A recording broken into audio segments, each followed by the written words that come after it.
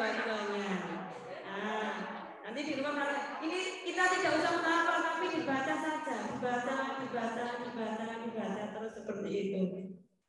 Ya, ternyata mudah Bu begitu ya. Nah, nanti kita praktekkan untuk di ayat-ayat yang lain atau di surat-surat yang lain yang mungkin kita memang belum hafal. Coba dipraktekkan nanti setelah zuhur, satu ayat saja yang pendek dibaca berulang-ulang sebelum zuhur dan setelah zuhur. Kira-kira hafal apa enggak? Yakin hafal karena memang ternyata Al-Quran itu sangat mudah kita baca. Nah, ini tahap yang kedua. Cukup Bu untuk hafalan begitu ya. Nah, ini tahap yang pertama tadi membaca Al-Quran, belajar membaca Al-Quran. Tahap yang kedua adalah belajar menghafal Al-Quran. Dan kelebihannya orang yang bisa menghafal Al-Quran itu Bu, subhanallah nih. Kita sering lihat ya, memotivasi kepada anak-anak kita bahwa anak-anak yang menjadi hafid dan hafidhah itu besok akan bisa memberikan hadiah mahkota dari Mas untuk kedua orang tuanya. Senang nggak Bu kalau kita punya anak yang hafidhah? Senang, di dunia jasa senang. Dan ternyata tadi orang yang selalu bersama dengan Al-Quran maka orang itu akan mulia. Kita bisa lihat saja untuk para penghafal hafiz Indonesia yang kecil-kecil itu di Indonesia saja yang kita orang Indonesia dan kita bukan bahasa komunikasi kita bukan pakai bahasa Arab.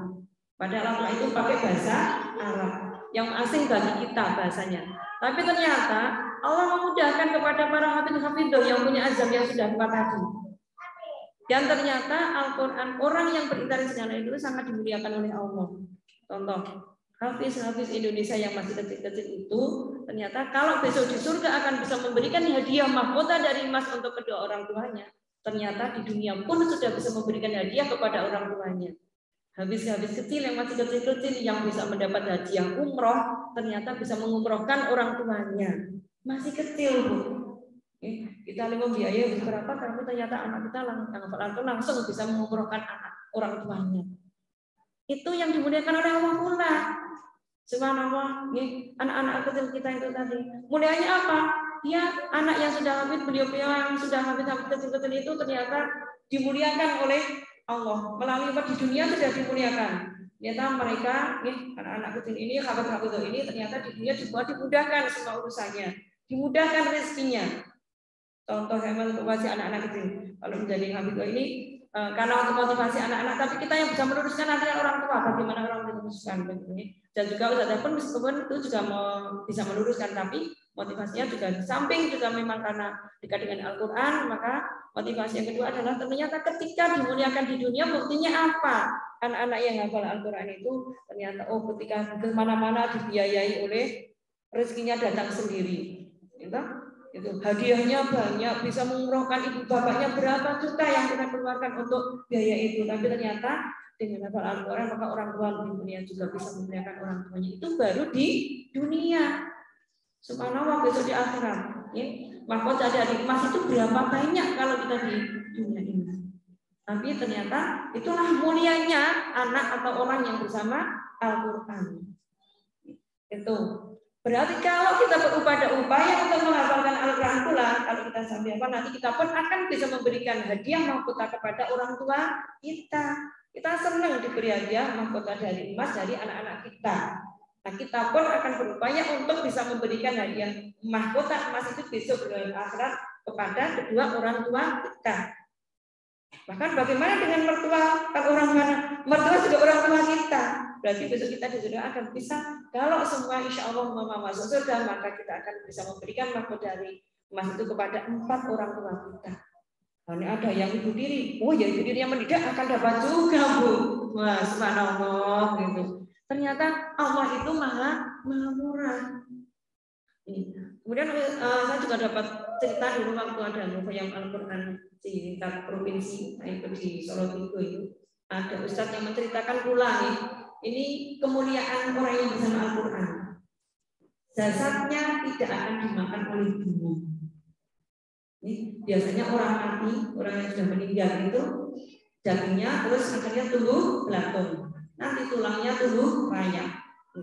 Nah, tapi ternyata orang yang hafal Al-Quran ini jasadnya dimuliakan pula oleh bumi dan tidak akan membusuk. Saya dapat cerita dari Ustaz tadi itu bercerita di suatu daerah itu ada bupati, saat itu bupati itu meninggal, dimakamkan di makam pahlawan di daerah itu, bupati tugas itu. Tapi bupati ini dulu pernah cerita wasiat kepada anaknya. Itu nek bapak, bapak meninggal dimakamkan di sini. Nah, anak ini akhirnya ingat bahwa apa itu meminta itu untuk atau orang itu disesali, kemudian diminta dipindahkan, gitu. Kemudian diizinkan. Dan setelah dibongkar makamnya di Indonesia yang sekian tahun ini, ternyata jasadnya ini, mayat ini masih utuh, bahkan morinya itu juga masih utuh. Kemudian sidik dan sebagainya, ternyata bapak ini adalah dulu hafal Al-Quran. Kemudian ketika mau dipindahkan itu jasadnya itu masih utuh begini ya, masih utuh. Kemudian diangkat ternyata ringan sekali. Subhanallah, kita bayangkan utuh itu mungkin bobotnya mayat semakin berat nih. Kalau orang hidup itu mungkin 60, tapi ketika menjadi mayat itu kayak diangkat ya semakin berat. Maka karena dari jenazah itu agak merasa berat itu karena memang ketika hidup dan meninggal itu beratnya beda. Dan ternyata sidik ini adalah karena hafal Al-Quran. Itu mulianya nih, ternyata bumi saja tidak mau makan jasad orang-orang yang hafal Al-Quran. Nah ini mulianya itu juga. Nah ini kemudian tadi tahapan yang berikutnya menghafal Al-Quran, berinteraksi dengan Al-Quran adalah ketika kita sudah membaca, sudah bisa menghafal, sudah mulai. Kemudian tahapannya kalau sudah menghafal, tahapannya adalah kita untuk mentadaburi. Nah, mentadaburi ini mengerti artinya, maknanya.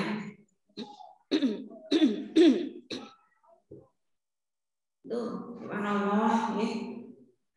Wah, ternyata nih sama jawaban kita bahas sulit ya Bu. Maka kita buka lagi bahwa mendalami, mempelajari, mentadaburi Al-Quran itu tidak sulit. Ya apa? Tidak sulit itu berarti mudah. Meskipun pakai bahasa Arab dan kita orang Indonesia, tapi ternyata kita ada terjemahan dan itu mempermudah kita. Kita konkret gitu. Kadang ada orang mengatakan gini, mau Al-Quran atau berdoa, orang ngerti artinya ya cuma begitu nih. Tapi bagi Al-Quran tidak percuma, tidak ada percumanya. Jadi kita baca Al-Quran tidak tahu artinya pun itu diumpamakan seperti kita mengambil air dengan keranjang. Kalau kita membaca Al-Quran belum tahu artinya seperti kita membaca Al-Quran ya. Air dengan keranjang. Kira-kira apa yang terjadi? Ada nggak sisa-sisa di ember di keranjangnya? Nggak ada ya. Tapi embernya jadi bersih apa nggak keranjangnya? Jadi bersih kan? Kita ngambil air pakai keranjang, buyut itu kita, nanti pakai keranjang, ambil lagi pakai keranjang lagi. Buyut itu orang mungkin lah bisa ambil bisa terambil. Tapi ternyata hikmahnya dari pengambilan air dengan keranjang itu satu, seberapa tetes pun pasti ada yang tersisa di dalam. Asalnya ada asalnya di dalam keranjang itu. Yang berikutnya ternyata keranjang itu bisa menjadi bersih. Nah, kalau kita baca Al-Quran belum tahu maknanya, itu ternyata kita sudah bisa membersihkan hati kita. Subhanallah lagi, ternyata mudah gitu. Berinteraksi dengan Al-Quran tidak ada ruginya, tidak ada sia-sianya. Ternyata hati kita semakin bersih. Orang yang sudah berinteraksi dengan Al-Quran, dengan tadi niat ikhlas dan sebagainya, maka hati pun akan semakin lunak. Hatinya tidak akan menjadi keras, tidak akan menjadi qaswah. Tentu orangnya itu tawadu, tidak sombong, ucapannya tentu berucap-ucap yang baik. Orangnya ahli Al-Quran, banyak berinteraksi dengan Al-Quran, maka tidak mungkin mulutnya ini akan tercemari oleh kalimat-kalimat, kata-kata yang tidak baik, ucapan-ucapan yang tidak baik. Itu tidak mungkin. Karena tadi Al-Quran menjadi furqan, menjadi pembeda. Maka menurut kita itu sudah otomatis akan bisa membedakan mana kalimat-kalimat yang baik dan mana kalimat-kalimat yang tidak baik. Maka sangat tidak mungkin orang yang selalu berinteraksi dengan Al-Quran akan berkata atau mengucapkan atau refleksinya ini menjadi refleksi tidak baik. Kalau misalnya ada 1-2 orang yang mungkin hafal Al-Quran tapi tidak baik, ini berarti niatnya yang kurang pas tadi. Berarti niatnya hanya untuk mencari gelar saja. biar menjadi hafidhah gitu kan. Sebenarnya mudah menjadi hafidhah. Kalau hanya makan mencari gelar saja supaya jadi al-hafidhah. Wah, itu sangat mudah. Atau kan menjadi namanya dan menjadi hafidhah. Tapi jeneng abang ganti nama. Nah, yang namanya Faizah jadi hafidhah. Sudah punya nama hafidhah. Bu hafidhah, Bu subhanallah hafidhah. Ustazah hafidhah. Wah, subhanallah dia sudah punya nama. Kan mudah. Tapi sebenarnya tadi hafidhah yang sebenarnya itu bahkan saya kalau dalam di Islam sana yang namanya hafidhah itu bukan hanya hafal Al-Qur'an, Bu. Orang yang hafal Al-Qur'an tok itu namanya hamalatul Qur'an. Orang yang membawa Al-Qur'an.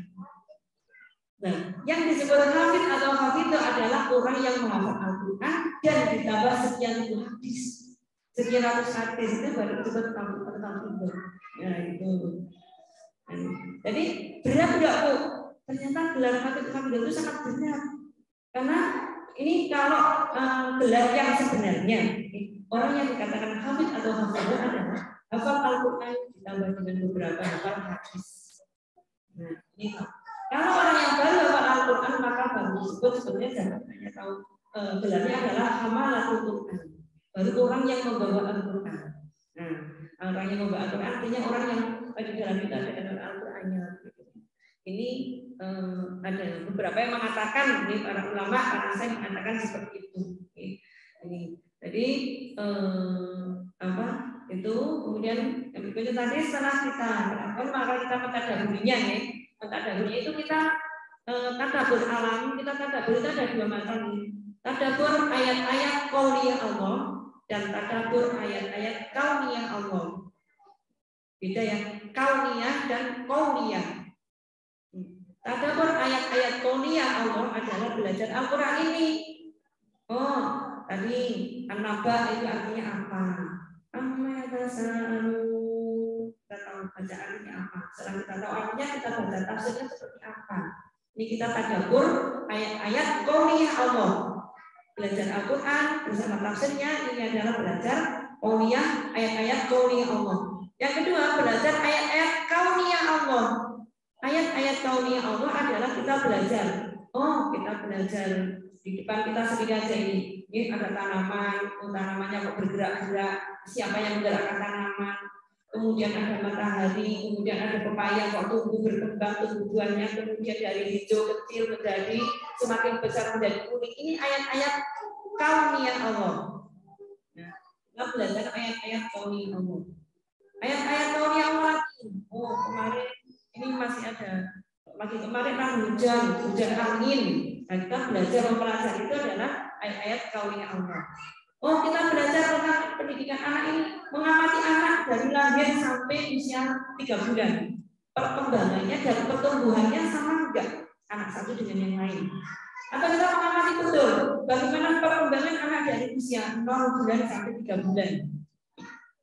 Begitu lahir anak hanya begini-begini, nggak bisa apa-apa, itu makanya hanya begini-begini. Ini mungkin kita kali ini belum respon.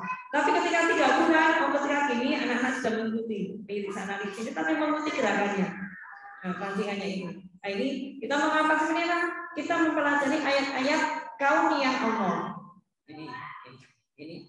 Jadi belajar ada dua, tadabbur ayat-ayat kauniyah Allah dan tadabbur ayat-ayat kauniyah Allah. Kami Allah ini yang kedua yaitu mentadabburi Al-Quran. Kemudian yang berikutnya adalah setelah mentadabburi maka kita mengamalkan ayat-ayat qauliyah Allah yang sudah kita pelajari. Sampai jam berapa Bu ini Bu? Sampai jam berapa Bu? 9:04. Oke, jam 9 ya. Masih ada 15 menit. Tadi belajar mempelajari mentadabburi ada dua macam yaitu qauliyah dan kauniyah Allah. Setelah itu kemudian kita setelah mempelajari kemudian apa kita? Mengamalkan. Mengamalkan ayat-ayat qauliyah Allah.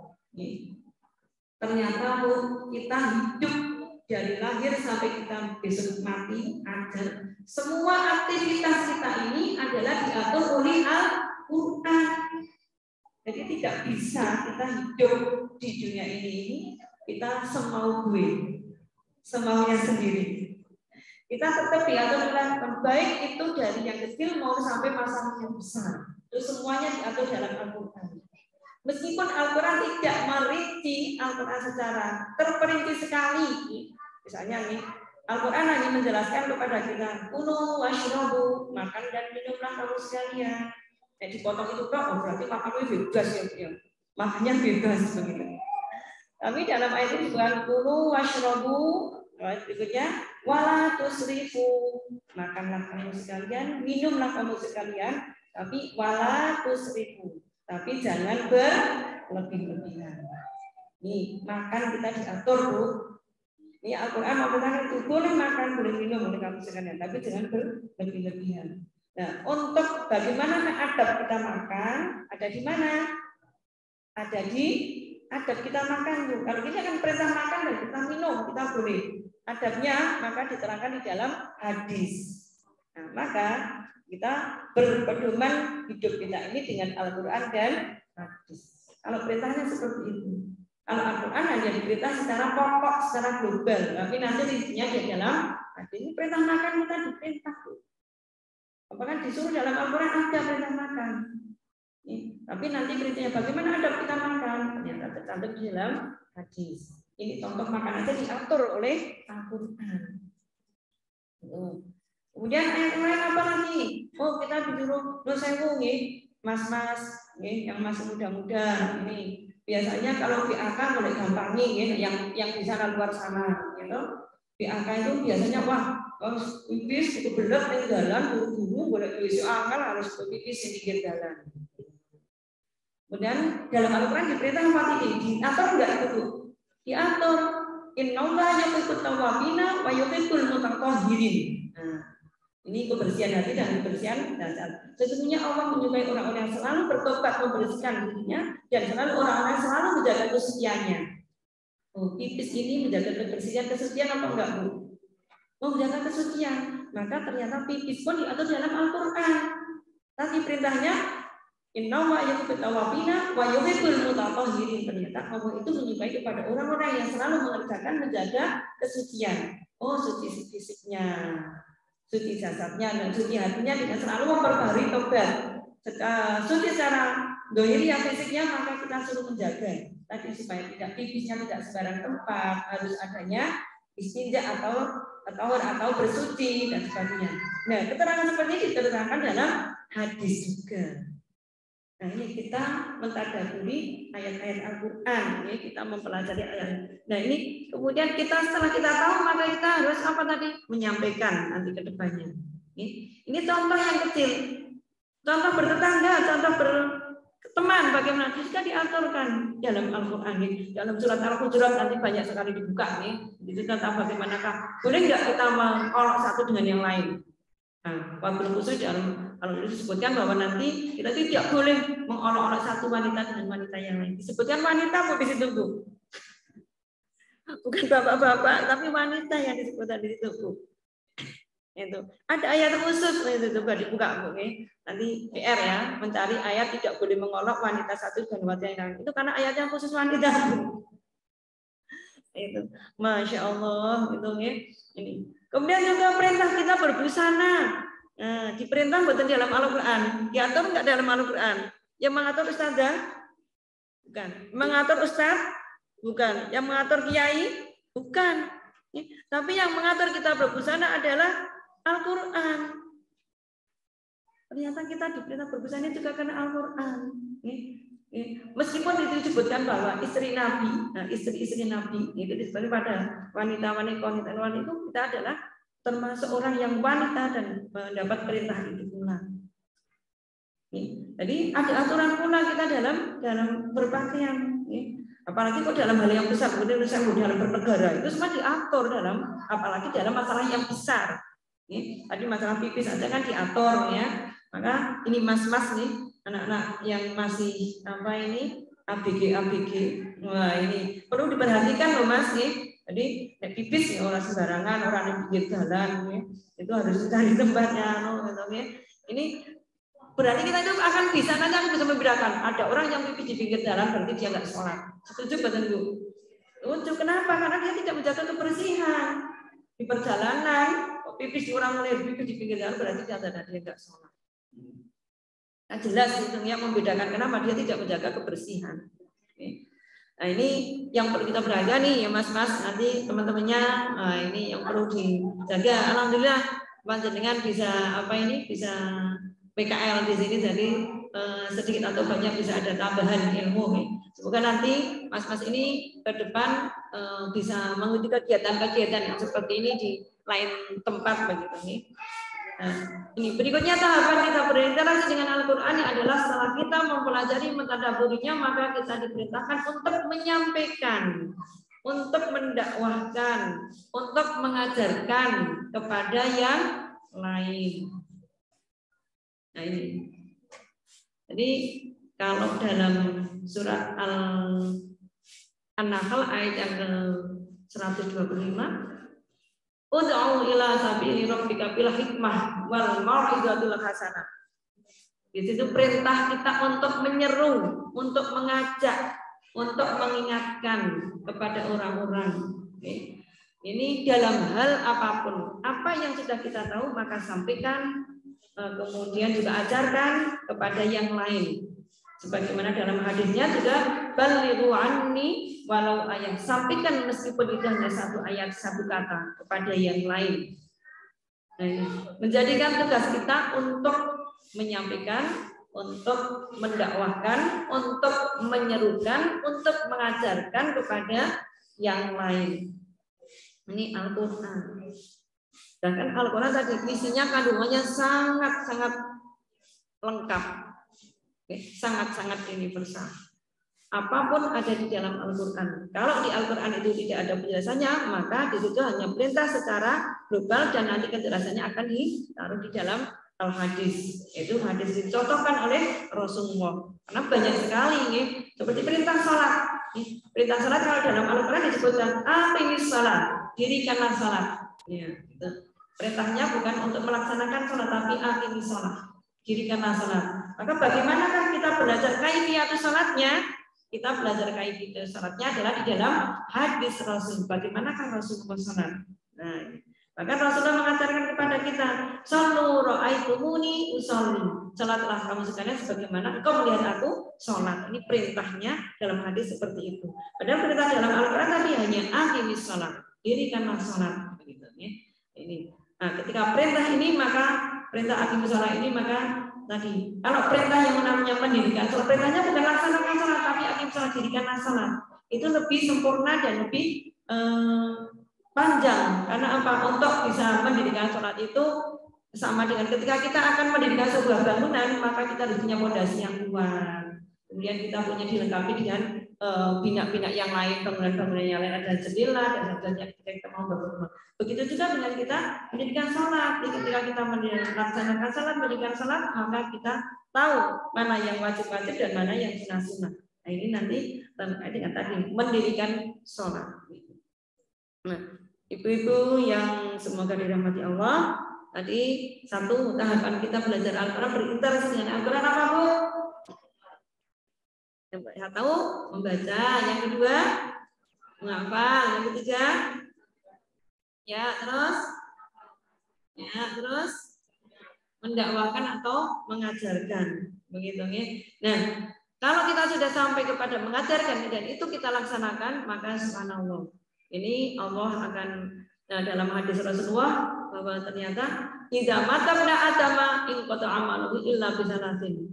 Ketika anak Adam itu meninggal, maka semuanya akan hilang, akan putus kecuali 3 perkara. Salah satunya adalah al ilmu yuntafa'u bihi, yaitu ilmu yang bermanfaat. Nah, ketika kita mengajarkan apa yang sudah kita tahu, apa yang sudah kita punya, maka kita mengajarkannya, maka ini nanti akan menjadi amal yang tidak putus pahalanya, yaitu al ilmu yuntafa'u bihi, itu ilmu yang bermanfaat untuk alimnya, untuk orang yang punya ilmu itu.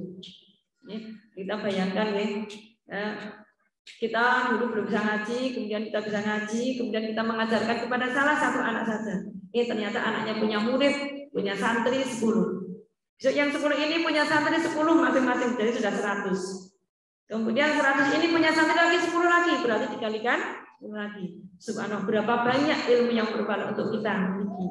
Dan itu akan menjadi amal jariah kita. Luar biasa ya Bu ya.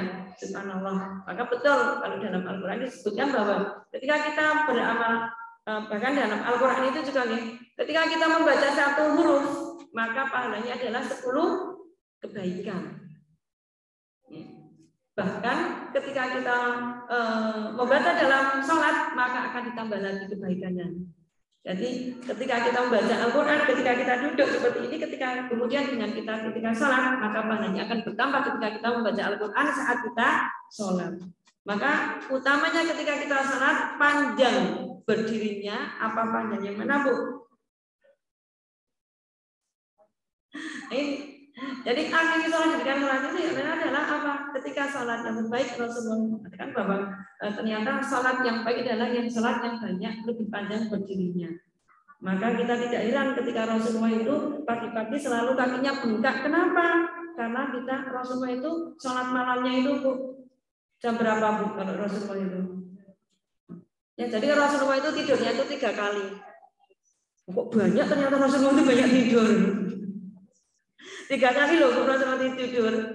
Rasulullah tidur dari sekitar jam 9 sampai jam 10 sampai jam setengah 12 malam tidur. Kemudian Rasulullah jam setengah 12 bangun. Kemudian Rasulullah sholat malamnya itu dari jam 12 sampai setengah jam sebelum subuh. Kalau sekarang subuhnya itu jam setengah 5, maka Rasulullah sholat tahajudnya itu dari jam 12 sampai jam 4. Kemudian Rasulullah dari jam 4 sampai jam setengah 5 itu Rasulullah tidur Rasulullah itu. Nah, terus jamaahnya bagaimana? Rasulullah sholat jamaah subuh betul? Sholat jamaah subuh. Nah, kita bagaimana Bu kira-kira? 12. Berarti sudah praktek Bu. Praktek kita kalau setengah jam sebelum subuh tidur, bangunnya nanti jam duha. Itu Rasulullah Bu. Rasulullah itu setengah jam sebelum subuh tidur. Tapi ada adzan Rasulullah bangun. Kemudian dari itu bangun terjaga terus. Setengah jam sebelum duhur Rasulullah tidur lagi. Nah, setengah jam sebelum duhur. Bangun buat sholat duhur Bu. Rasulullah. Ada adzan duhur dengar buat Rasulullah. Dengar terbangun. Nah, kita yang praktek bagaimana Bu? Alasannya ya mestinya mau masak umbai nyuci setrika masak. Ini alasan kita membela diri kita seperti itu. Marahi mumet gitu nih. Rasulullah ternyata tidurnya sekian itu Rasulullah nggak mumet ternyata. Nek kita wah nek orang nek mak ritok itu marahi mumet menanggung. Nah, tapi Rasulullah ternyata kalau kita ikuti sehat ala Rasulullah, ternyata Rasulullah polanya seperti itu. Jadi kalau jam 10, jam setengah 10 Rasulullah tidur, berarti berapa jam Rasulullah tidur itu Bu? Setengah 10 ya, 10, 11, setengah 12 sudah bangun 2 jam Rasulullah tidur malam.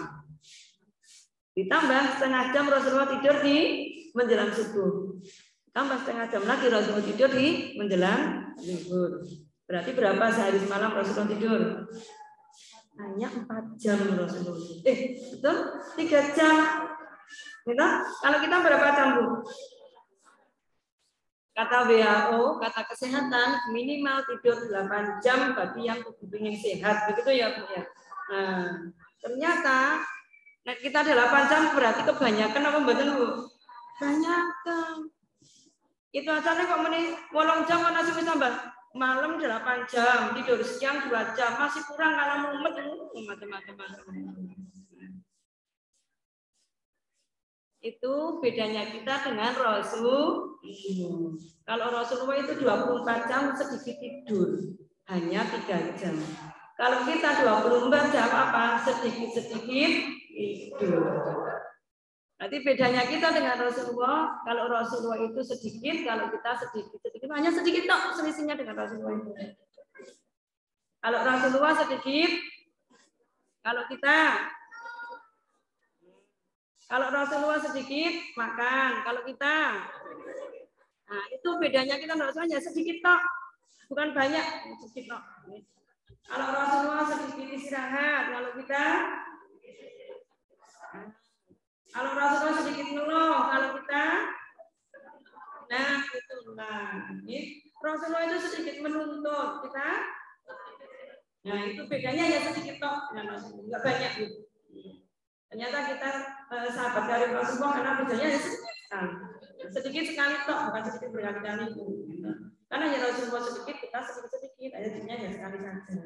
Itu bedanya kita dengan Rasulullah. Oke, maka hilangkan yang sedikit yuk supaya kita besok kita akan bisa mendapatkan syafaat dari Rasulullah. Sebelum yang terakhir, Al-Quran itu adalah akan menjadi syafaat besok di yaumul qiyamah. Jadi, ternyata syafaat Rasulullah Al-Quran ini akan menjadi syafaat besok di yaumul qiyamah. Banyak di doa-doa Al-Quran itu doa semuanya, ya Allah muliakan kami hidup bersama Al-Quran, matikan kami hidup bersama Al-Quran, mudahkan kita sakaratul mautnya dengan Al-Quran. Muliakan hidup kita dengan Al-Quran. Sandarkan kami dengan Al-Quran nanti ketika kita ini semuanya banyak doanya dengan Al-Quran. Jadi Al-Quran itu akan bisa memberikan syafaat kepada mempunyai Al-Quran besok di hari kiamat yang mana pada saat itu tidak ada syafaat kecuali dari Al-Quran dan dari Rasulullah. Nah, semoga kita dengan belajar Al-Quran ini kita bisa mendapatkan syafaat besok di yaumul qiyamah dan juga mendapatkan syafaat dari Rasulullah Shallallahu Alaihi Wasallam. Itu ibu-ibu, ini sudah lebih 2 menit yang sedikit bisa kami sampaikan. Semoga banyak manfaat untuk kita semuanya. Kangen ya Bu yang dulu pernah sering ketemu begitu ya mungkin lama sekali kita tak jumpa, sekarang ditemukan lagi oleh Allah. Semoga Allah bisa menemukan lagi di lain kesempatan kegiatan bulan. Amin. Ini yang bisa kami sampaikan. Tentu banyak kekurangan, banyak kesalahan. Semoga tidak puas Bu. Betul puas Bu? Tidak puas kan? Tidak puas karena memang saya bukan pemuas. Itu sekali lagi semoga tidak puas dan semoga bermanfaat. Ambillah yang baik, ambillah yang benar, ambillah yang baik. Kepada kalian ada juga kata kami yang kurang benar, kurang baik, maka tinggalkan semua itu dan hilangkan, lupakan. Jangan kemana-mana. Assalamualaikum warahmatullahi wabarakatuh. Untuk kami kembalikan kepada MC barangkali ada.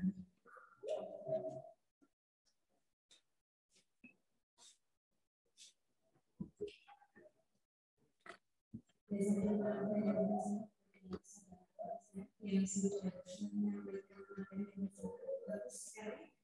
semoga apa yang kita dengarkan hari ini bisa membangun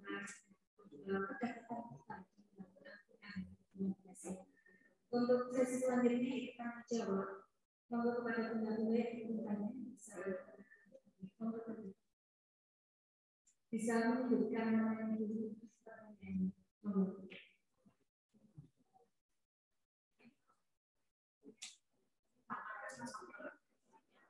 Oh, iya. Iya.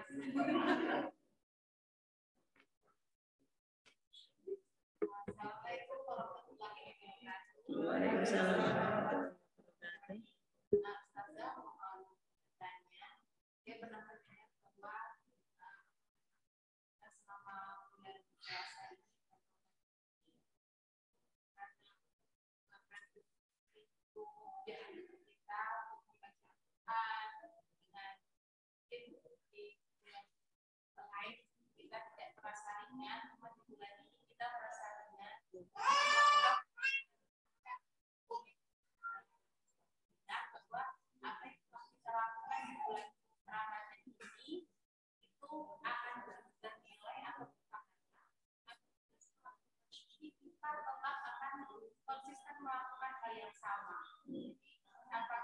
Sebagai apa ya?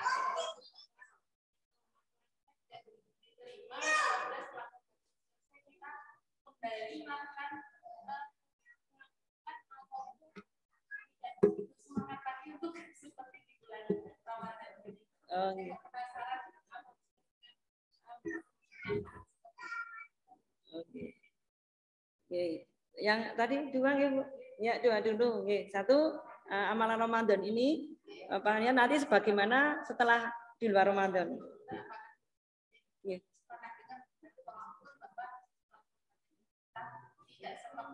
Ramadan. Oh iya, gitu. Ya. Ini hampir sama pertanyaan apa? Beda? Oh ya, beda nih. Waalaikumsalam warahmatullahi wabarakatuh.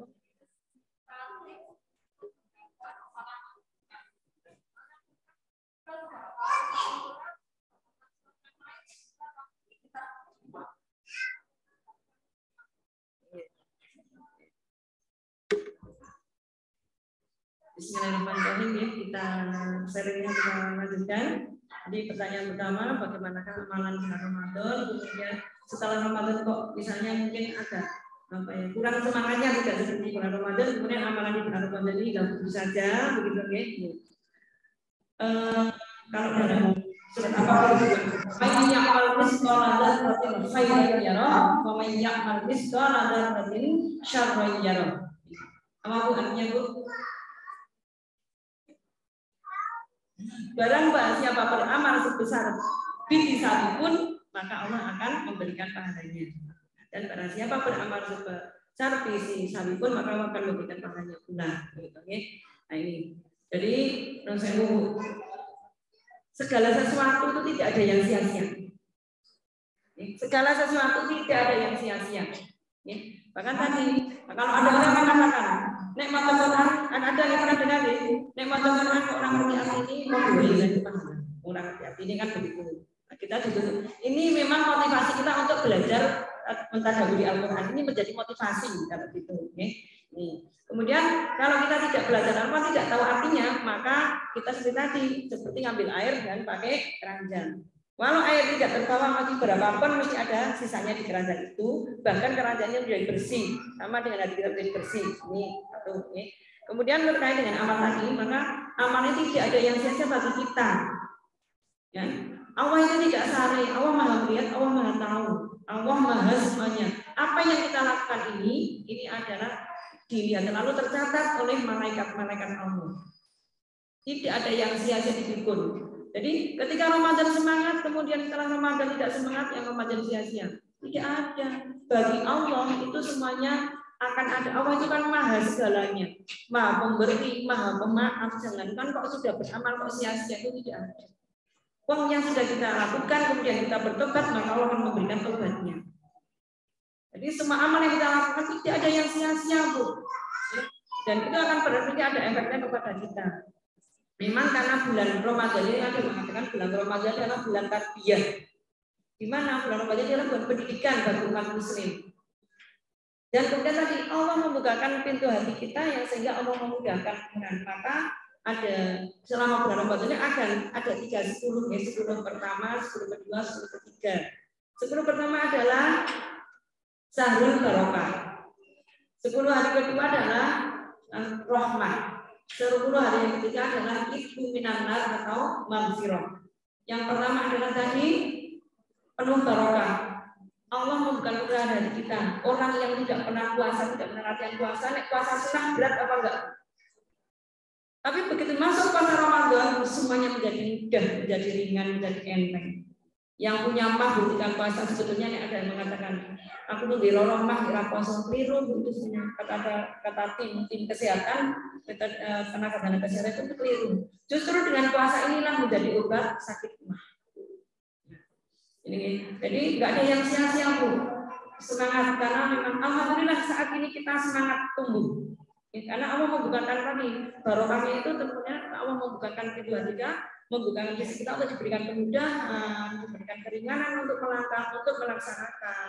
Nah, ini. Karena apa? Memang dikatakan bahwa bulan Ramadan ini Allah mengunci pintu neraka dan membuka lebar-lebar pintu surga. Biar semua setan dibelenggu. Nah, itu nih. Nah, sebetulnya harusnya orang Muslim itu harusnya di bulan Ramadan itu nggak ada yang maksiat, Bu, harusnya. Tapi kenapa ada yang maksiat? Tadi karena setannya itu setan berupa manusia nanti tidak mau melawan bulan Ramadan ini. Kan semua kita ini Ramadan kan kita dapat ujian. bar sahur, bar buka ngantuk mboten Bu? Terawih bar telu. Bar subuh, bar sahur ngantuk apa enggak Bu? Ngantuk, tadarus bar subuh telu juga. Ini ujian apa enggak Bu? Ujian. Setan ini yang masuk ke dalam diri kita. Ngantuk tidur enggak apa terus nanti lagi masih bisa, nanti masih kita kalau kita akan diambil seperti itu perasaan. Bersyukur enggak apa-apa, gaweane nanti, tadarusnya nanti, hafalannya nanti, zikirnya nanti, al-maksudnya nanti, sunahnya nanti. Ini setan masuk dalam benak kita, dalam hati kita. Kalau kita tidak melawan maka inilah. Jadi ya setannya dibelum pintu nerakanya ditutup. Artinya apa? Kita ditutupkan pintu selebar-lebarnya untuk beramal. Nah, ketika kita diberikan kemudahan, maka ini subhanallah. Nah, inilah bulan tarbiyah kita. Harapannya dengan bulan tarbiyah kita di bulan Ramadan ini, setelah bulan Ramadan nanti kita bisa melaksanakan hal-hal yang sudah berjalan di bulan Ramadan ini. Maka di bulan Syawal itu adalah bulan peningkatan. Yang mana harusnya bulan Syawal itu adalah peningkatan untuk kita. Ya mungkin Syawal masih meningkat Bu, puasa sunat masih dilaksanakan. Nah, tapi nanti setelah Syawal Dzulqa'dah bagaimana Bu? Hilang. Kita punya harapan nggak hilang, tapi ketika hilang dengan makan apapun, ya kita yang kemarin nggak hilang amal kita. Jadi tetap akan terusnya tetap ada asar pada kita. Kemudian kemarin hal yang hilang begitu saja, semuanya hilang, kita tidak punya pahala. Bahwa berfoto itu meninggal, padahal berfoto merasakan masa sama, berarti kemarin tidak ada asar, nggak ada sebelum bagi Allah. Jadi, "Faman ya'mal mithqala dzarratin khairan yarah, wa man ya'mal mithqala dzarratin syarran yarah." Sebesar biji sawi pun apa yang kita lakukan baik, maka kita ada pahala. Yang sekecil biji sawi pun amalan yang tidak baik, maka itu akan ada balasannya pula oleh Allah. Nah, jadi sama gitu, artinya tidak sia-sia. Gitu ya. Dan harapannya kita dengan bulan tarbiyah bulan Ramadan ini, besok bulan Syawal, Dzulqa'dah, Dzulhijjah, Safar, Muharram, apa Bu bulan-bulan Muharram? Apa enggak Bu bulan Muharram? Nah, bulan ini bulan apa di bulan Bu? Apa kan bareng-bareng. Ya, Muharram, Safar, Rabiul Awwal, Rabiul Akhir, Jumadil, Jumadil Akhir, Rajab, Syaban, Ramadan, Syawal, Dzulqa'dah, Dzulhijjah, ini ada apa? Nah, di bulan-bulan itu bulan-bulan kita masih ada asar, harapannya seperti itu. Begitu ya Bu ya. Ini. Kemudian yang berikutnya adalah menjaga hafalan. Menjaga hafalan nanti bagaimana begitu kita menjaga hafalan? Menjaga hafalan ini sama dengan kita kenal dengan seseorang Bu. Kita kenal dengan belum pernah ketemu, tiba-tiba ketemu berpengalaman. Ketika besok ketemu lagi kira-kira pangling enggak Bu? Bisa jadi pangling. Terus kenalan padahal kenangan. Saya namanya ini, suami saya ini, anak saya sekian, tinggalnya di sini, ini, ciri-cirinya ini. Ketemu sekali tok. Seminggu kemudian kita ketemu pangling apa enggak Bu? Yang kemarin sudah dijabarkan semua itu istrinya, anaknya, hobinya, biasa tidur saya, kemudian apa-apa ini ketika ditenangkan kemarin seminggu sebulan yang akan datang kita ketemu lagi lupa pangling gitu. Pangling lupa kemarin apa ya dikenalannya ya Darmin yo garwane asmane sapa yo hobinya apa lupa semuanya. Tapi ketika kita sekarang kenalan, contoh misalnya orang sudah nikah yang ora pacaran sing ditaruhke kira-kira udah kenal belum Bu? Nek nikah kok ditaruhkan kenal paham boten? Enggak paham. Tapi karena menjadi suaminya, tapi tidak ditinggal pergi di rumah, itu sering bertemu. Hafal apa enggak Bu? Hafal. Tapi misalnya wis nikah ditaruhke, setelah ditaruhke kemudian suaminya pergi tugas di Timur Tengah, atau tugasnya di Timur sana atau mana. 2 bulan atau 3 bulan, sebulan, setahun yang akan datang ketemu kira-kira nggak paham gitu dengan suaminya. Jadi ini Al-Quran itu adalah seperti sahabat, seperti teman. Kalau interaksi kita dengan Al-Quran, maka Al-Quran itu menjadi teman kita. Paham nggak dengan teman kita? Paham. Ini tidak hanya ta'aruf toh. Biasanya kita kan tak kenal maka ta'aruf kan bentuknya. Sekarang lagi tak kenal maka tafahum. Ya, ta'aruf toh, kenal toh sudah. Tapi nek tafahum kita semakin paham dengan teman kita. Nah, sudah tak kenal, ta'aruf maka tafahum Bu. Gitu Jadi nek orang-orang kenal kemudian kita ta'aruf. Apa nggak ngerti? Oh, bisa diki orangnya seperti ini di sini, bukan sekian sudah. Tapi nek tafahum sampai paham Bu Santi itu hobinya ini. Wah, ciri-cirinya ini bukan sekian. hobinya ini, kebiasaannya ini namanya sampai tafahum. Bahkan menurut saya kenal Bu Santi karena paham banget. Bu Santi punya sesuatu, saya minta Bu Santi nggak mau. Bu Santi nggak punya garam, oh ada, oh kasih yuk, saya kesana Bu, saya kesana nggak mau. Ini kalau sudah tafahum.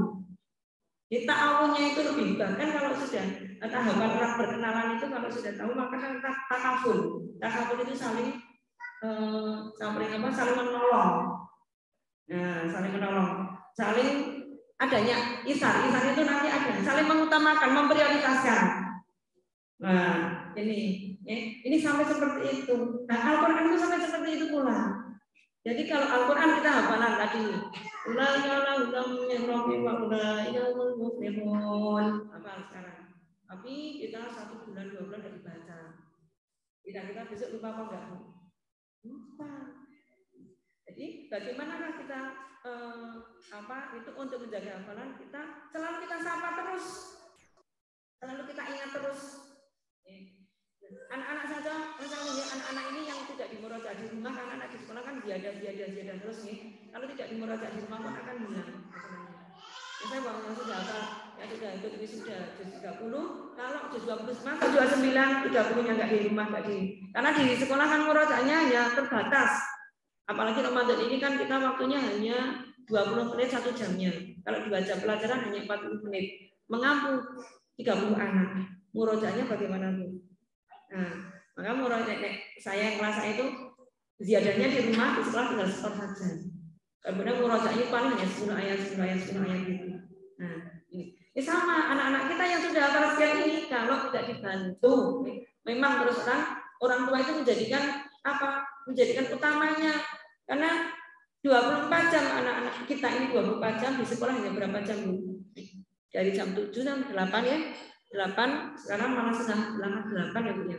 8 aja kan jam 8. Jam 7 masuk berarti jam 8, 9, 10, 11. Sekarang hanya 4 jam.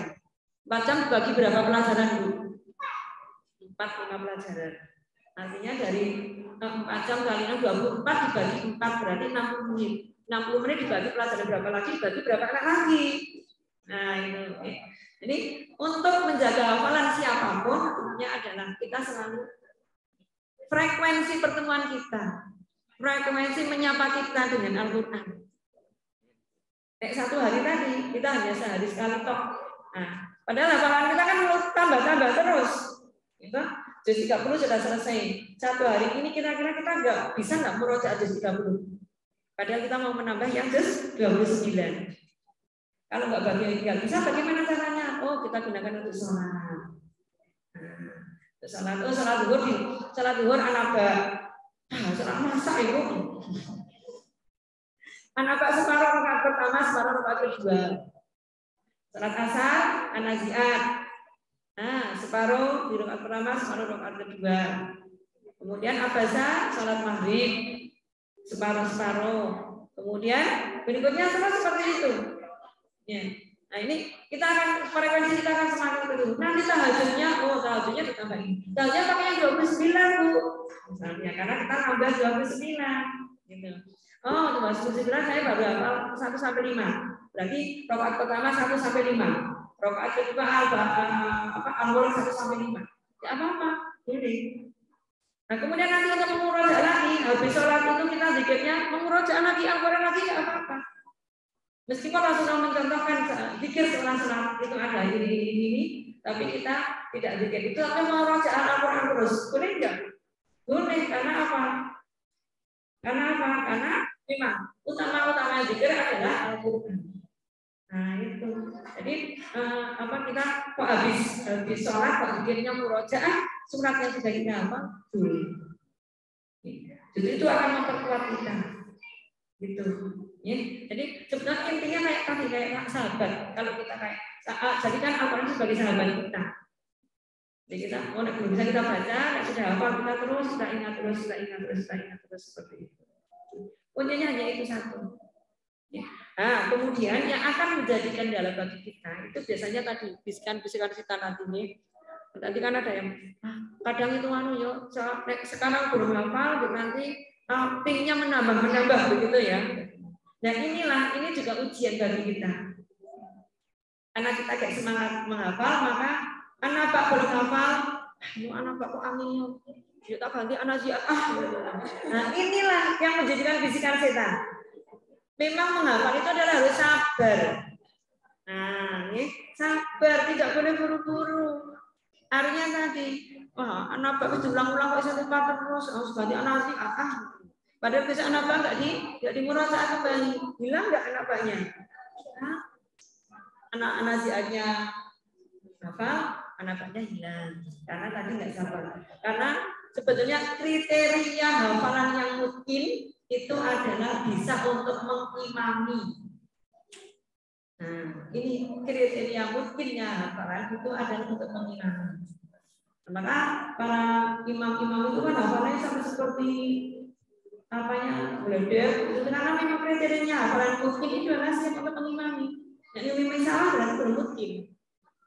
Nah, itu kita prakteknya gitu, kita sholat sendiri, kita hafal nggak yang sudah hafal ini salah nggak? Kalau sudah mungkin, kalau sudah hafal berarti sudah mungkin. Ini sudah berarti hafalannya sudah baik. 5 ayat mungkin, tambah 5 ayat lagi mungkin. Berarti besok sholatnya pakai 10 ayat.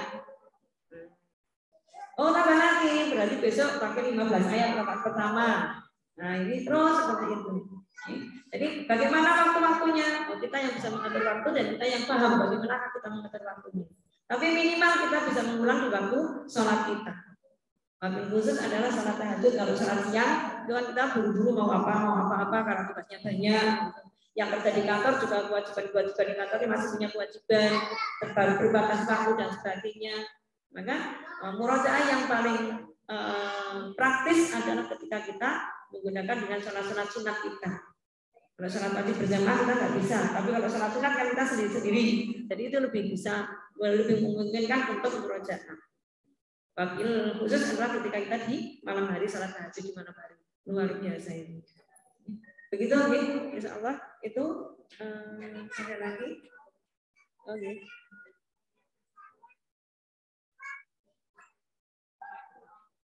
Waalaikumsalam.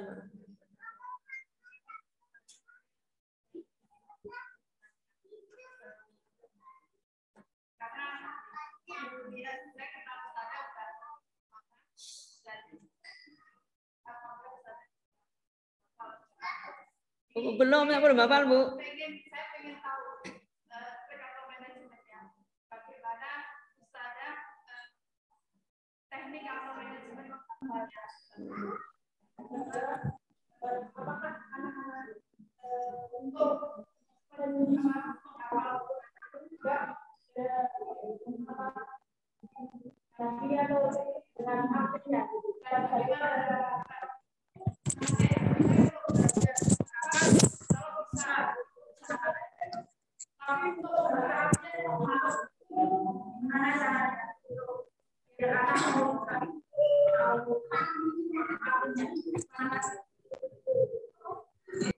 Maaf, terima kasih husnudzonnya, Bu.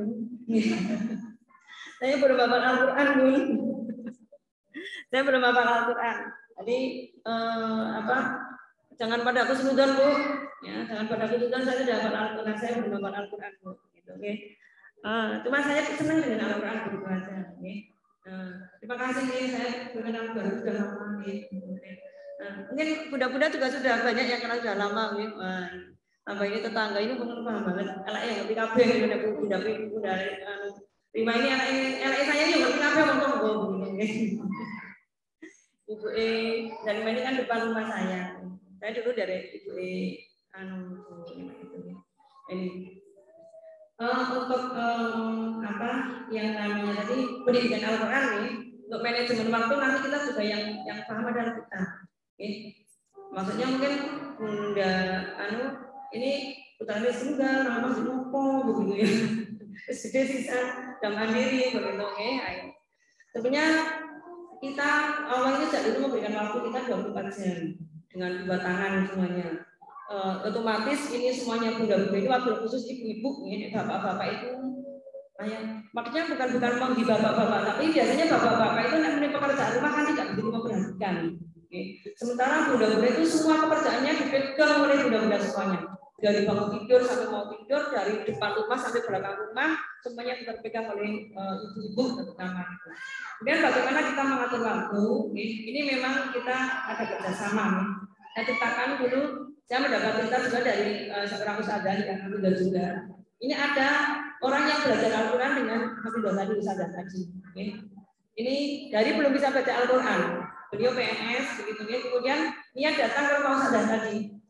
Saya mau belajar, saya belum bisa baca Al-Quran, saya ingin belajar Al-Quran dan saya ingin menghafal Al-Quran. Siap, Bu, satu harus punya komitmen. Komitmen waktu, satu, dua komitmen dengan suami juga.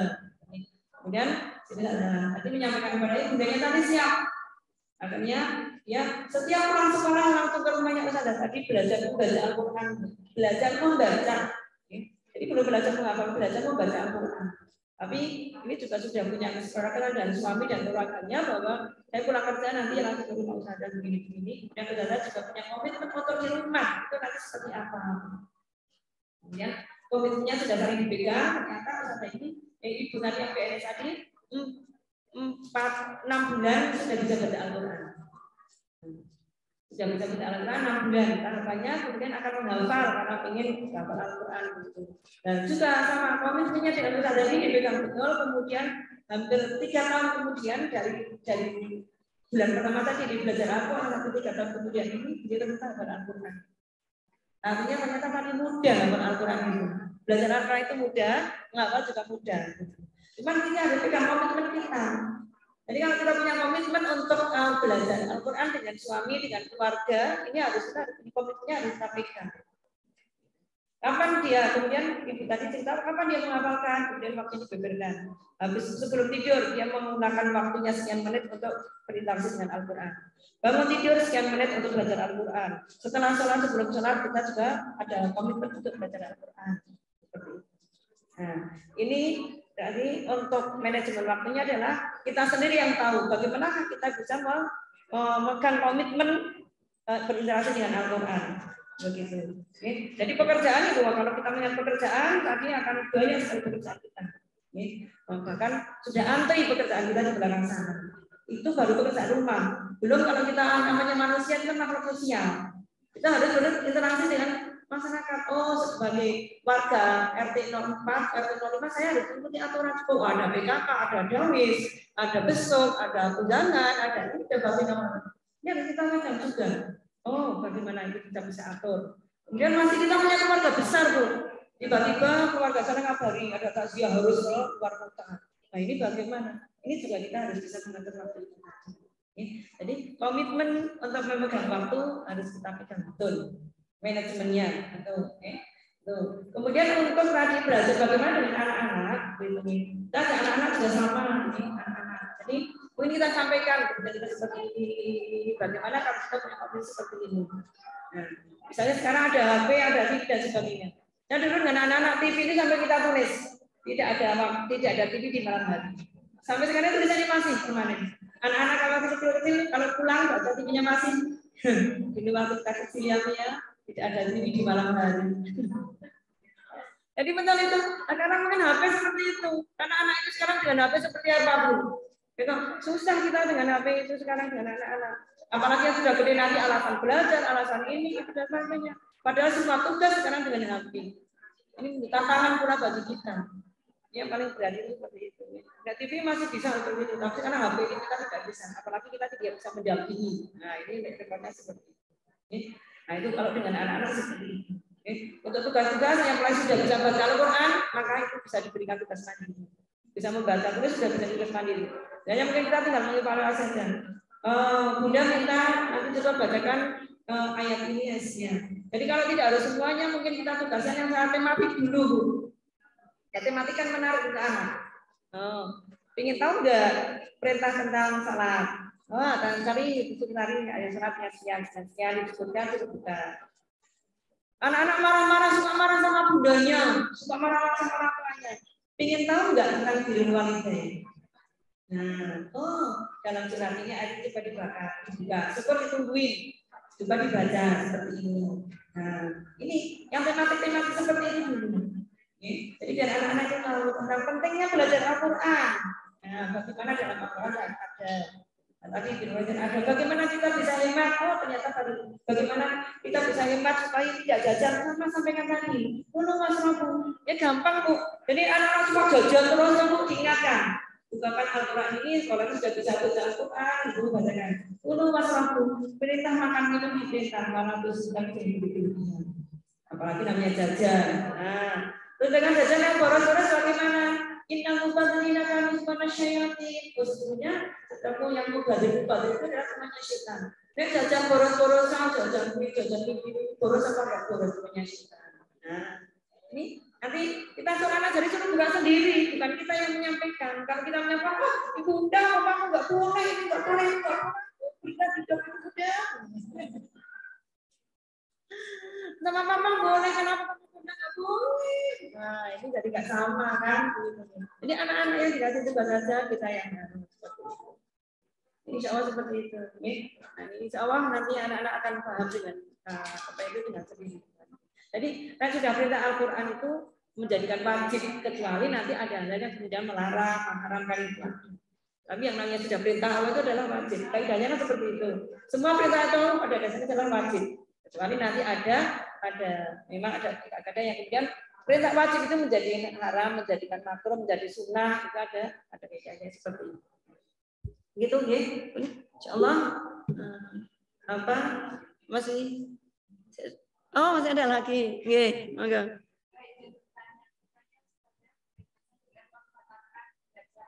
Nggih. Misalnya juz 30 sudah digunakan untuk yang mulai atau memahami. Dan ketika membaca Al-Quran sudah sampai juz 29, apakah sudah dianggap khatam atau kita perlu membacanya yang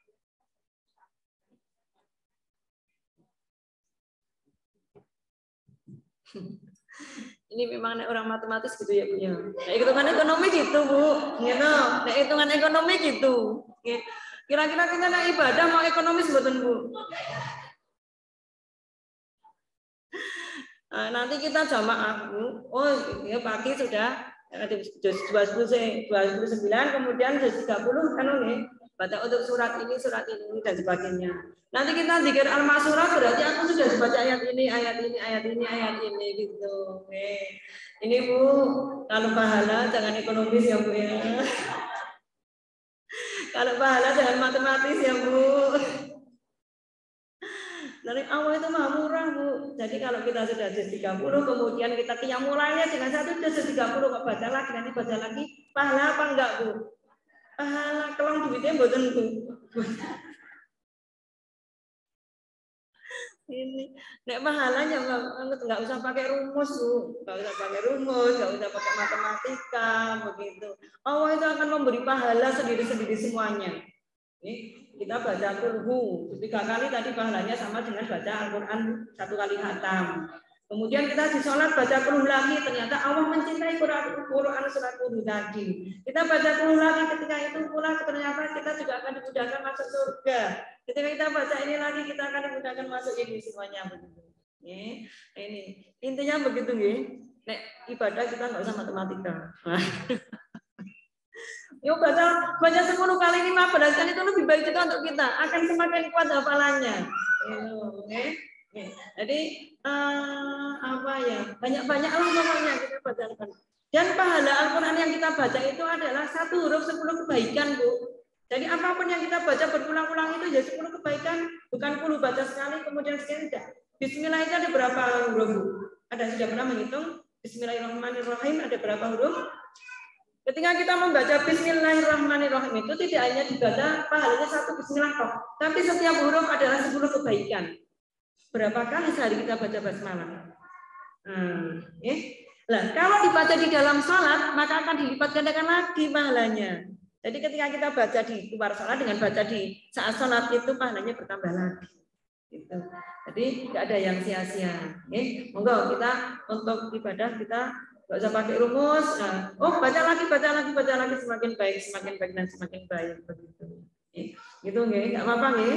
Ya, kita perbanyak lagi aja. Dan anak-anak juga sama gitu. Capek ya Bu, aku udah baca sekian. Lu pengen enggak? Biasanya kita gitu. Nek disangoni 50 atau disangoni 100 milih mana? Nah, dipilih disangoni 100, disangoni 1000 dengan 2000, pilih yang 2000 sama. Ini sang untuk ke surga juga sama. Nah, itu untuk motivasi anak-anak ya seperti itu. Begitu nggih, udah semuanya? Cukup insyaallah. Nah, jam 10 kurang 10 menit nih.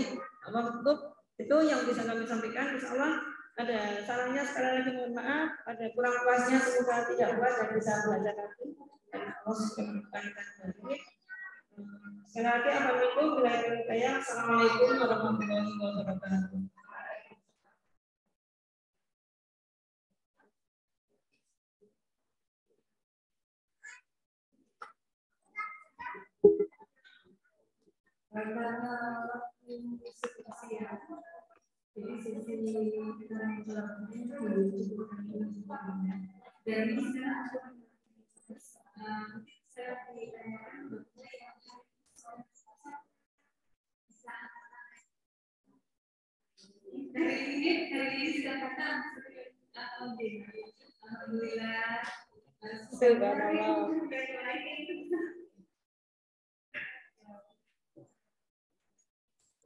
Suruh milih enggak apa-apa Bun, suruh milih enggak apa-apa, milih warnanya milih.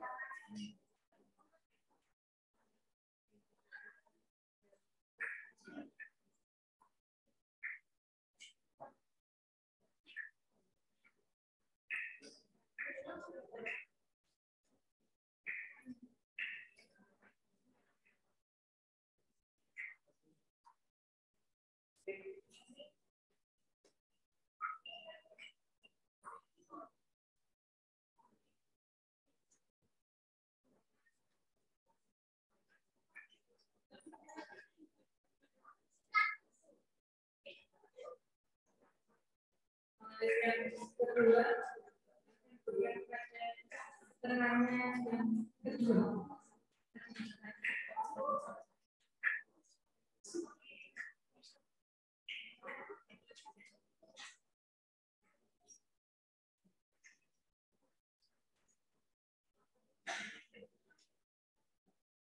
Selanjutnya, progres yang diberikan untuk pertanyaan.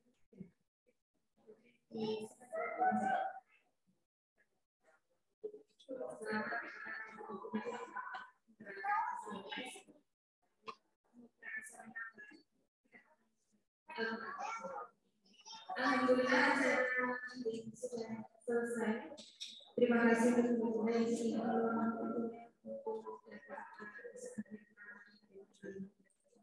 marilah kita berbicara.